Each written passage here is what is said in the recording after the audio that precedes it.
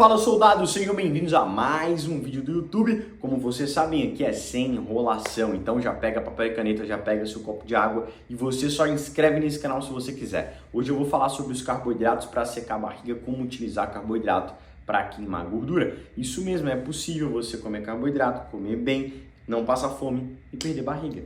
Esse é o intuito, comer, tá? Emagrecer comendo, é isso mesmo. Então já presta atenção. Vamos lá. Primeira coisa é a gente entender que o carboidrato é um macronutriente energético, ou seja, ele é responsável pela energia.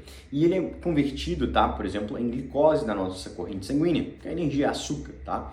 E a gente tem carboidrato complexo e carboidrato simples. Tá, vamos lá. O que é carboidrato simples? São aqueles carboidratos refinados, processados, com a molécula mais simples. Vou te dar um exemplo. Imagina, por exemplo, um pão. Um pão é um carboidrato simples, chega a esfarelar na boca, né? Então você vai comer ali, vai mastigar e você já vai ver que ele vai dissolver na sua boca ali. Diferente, por exemplo, de você pegar uma batata doce, morder e você vai ver a diferença de densidade de molécula. Ou seja, aqui a batata doce é mais complexa e ali o pão é mais simples, tá? Por que é mais simples? Porque tem mais calorias, é mais processado, tem menos nutrientes e menos fibra, tá? Então, isso é muito importante, menos fibra, tá? E mais processado.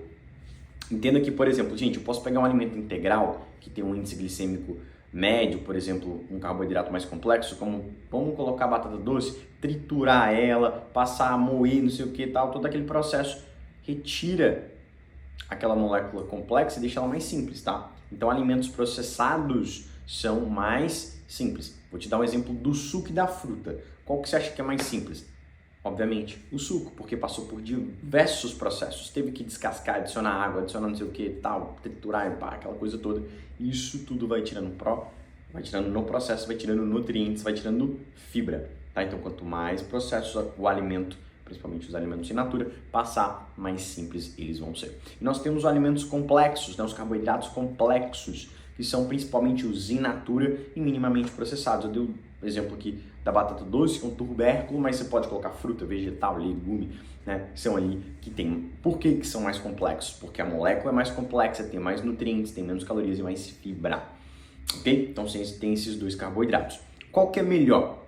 In natura e minimamente processados. Quer dizer que eu nunca posso comer um pão, André? Não. Isso é um mito, tá? A gente precisa entender que é o seguinte, que é tudo dose e resposta. Quanto mais simples você comer, maior a adição de açúcar, de energia rápida e disponível você está colocando. Então você vai ter que dar conta de gastar isso rapidamente e nem sempre você consegue.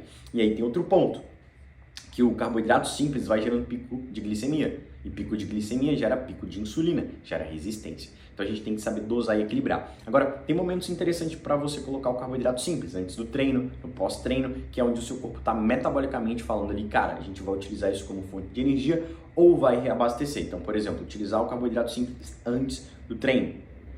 Legal? Vou usar como energia no treino mais longo, treino mais forte, show de bola. E após o treino também, porque eu reponho o glicogênio que eu gastei, que é a energia do meu músculo. Sacou? Então, você tem que dosar. Agora a questão é, aqui que está o grande segredo da coisa. É quando você, na maioria das vezes, utiliza carboidratos simples e não sabe o que fazer. É a gente vestir esses carboidratos, tanto os simples quanto os complexos, tá? Então, vou te dar um exemplo. O que é vestir os carboidratos? É a gente basicamente adicionar uma estratégia que eu chamo de Romeu e Julieta.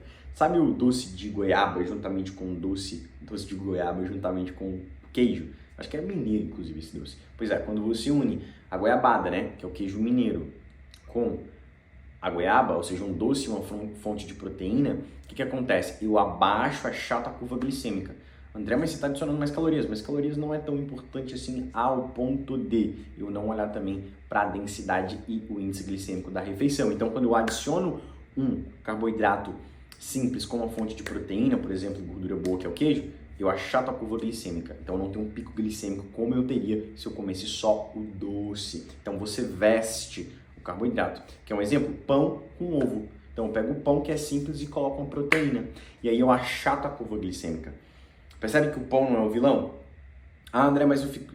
agora eu entendi por que a fisiculturista que eu sigo, aquele cara com pão, pois é... Porque eles vestem, você vai ver que não é pão puro com manteiga, é pão com proteína, é pão com fibra, enfim.